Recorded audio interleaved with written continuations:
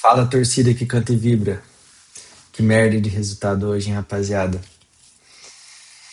É um resultado aí que joga um balde de água fria, né, na nossa expectativa ainda de levar esse Brasileirão. Confesso que eu fico bem desacreditado aí depois desse jogo, né? Mesmo que o Flamengo não vença hoje, perca hoje, né, a gente arrasta aí mais uma rodada, uma situação que a gente precisa reverter, sendo que essa rodada era a rodada mais possível da gente se pôr na posição que a gente teve algumas rodadas atrás, né? De líder, né? De alguma forma, talvez empatado com o Flamengo em pontos, ou passando o Flamengo, número de vitórias, enfim, independente do que fosse, né? A gente não podia de jeito nenhum sair com essa perda aí de 2 pontos do jogo de hoje, né? E é muito frustrante, né, rapaziada, ver o futebol do Palmeiras aí nesses últimos 3 jogos, né? Uma derrota para o Mirassol, né? Que é um time, beleza, não perdeu nenhum jogo lá. A gente entende até esse resultado não é o pior dos três, né? Aí a gente consegue perder para o Santos na Vila, né? E agora não ganhar do Vitória em casa, né? Que é o time que tá na briga para não cair, para eles é o jogo da vida, sim, mas pra gente também, né? O jogo do campeonato pra gente. Então esse comportamento do Palmeiras hoje é bem frustrante, né? Claro que a gente tem vários desfalques, né? Um time muito desfalcado por conta da data FIFA, que é um absurdo a gente ter que jogar o Vitor Roque jogar ontem, jogar hoje, o Facundo jogar ontem, jogar hoje, né?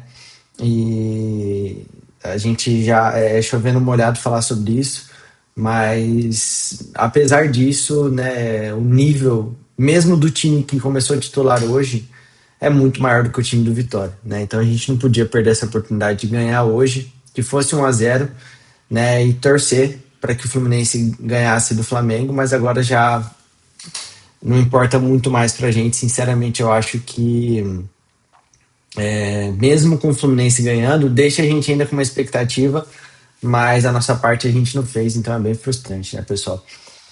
Vou trazer aqui alguns dados aí, né, do jogo, dados que a gente tirou do site Futimob.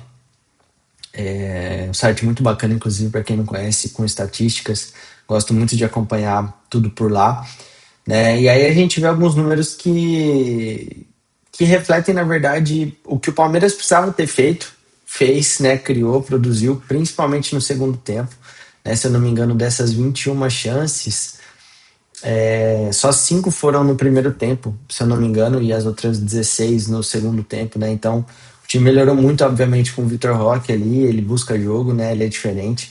O Flaco, eu disse no último vídeo e reitero, infelizmente, eu acho que ele não tá numa fase boa, né? Talvez depois desse jogo de hoje, algumas pessoas também possam ter essa opinião. Eu venho falando isso há alguns jogos, ele não tá tendo um bom desempenho. Ele não tá entregando ali o que ele entregou naquela fase prime dele, né? E ele sozinho ali no ataque sem o Vitor Roque não conseguiu fazer nada, né? O Bruno Rodrigues, infelizmente, é bem abaixo. Até ontem eu vi um vídeo de highlights dele no Cruzeiro. Rapaz, era. De fato, ele foi um craque ali no campeonato, se eu não me engano, foi 2023, né? E infelizmente, com as lesões, não conseguiu mostrar isso no Palmeiras. E agora, na oportunidade que ele tá tendo, dá pra ver que ele é bem abaixo por vários fatores, né? A culpa não é do cara também, só tem várias coisas, né? Mas o Vitor Roque entrando, o time melhorou muito, né? E eu tava com o sentimento ali de que ia sair esse gol dele, mas não saiu.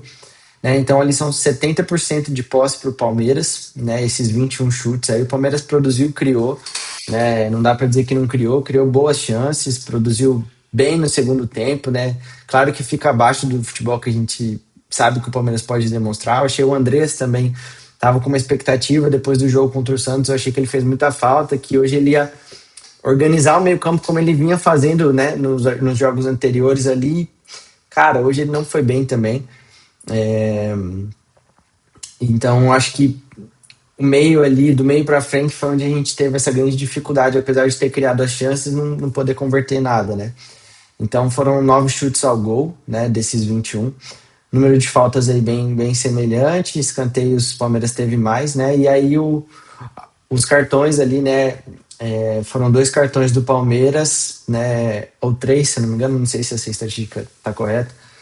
E um vermelho, né? Esse um ali é um vermelho do Andreas, que, fazendo um parênteses, né, pessoal?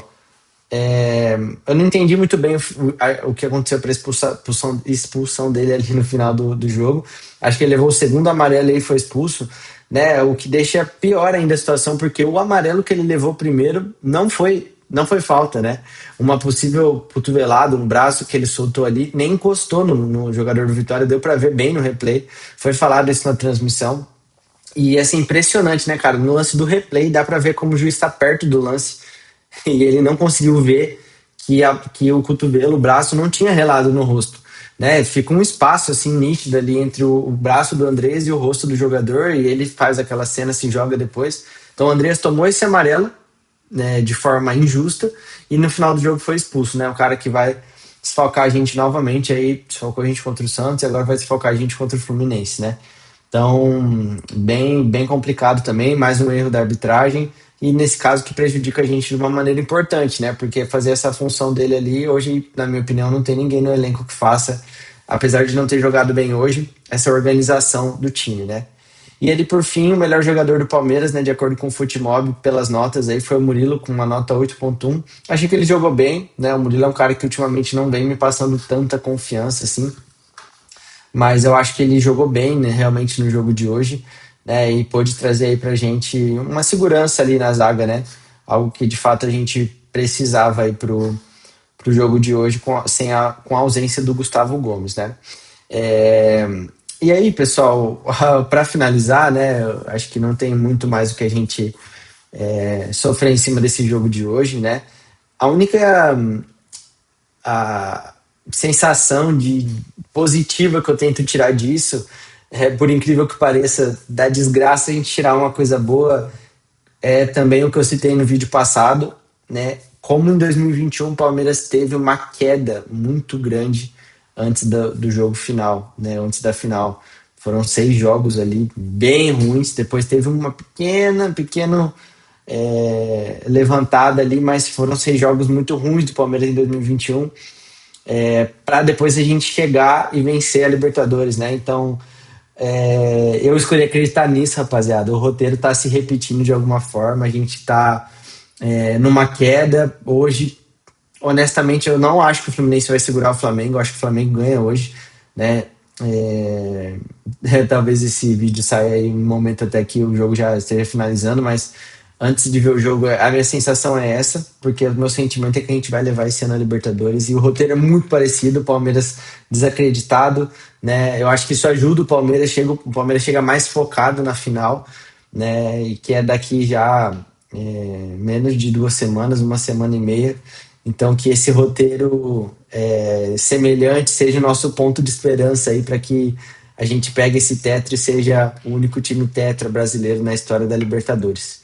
Beleza, rapaziada? Deixa aqui o comentário de vocês, a curtida de vocês. Compartilha também esse vídeo com outros parceiros, outros palmeirenses aí que possam gostar também desse conteúdo.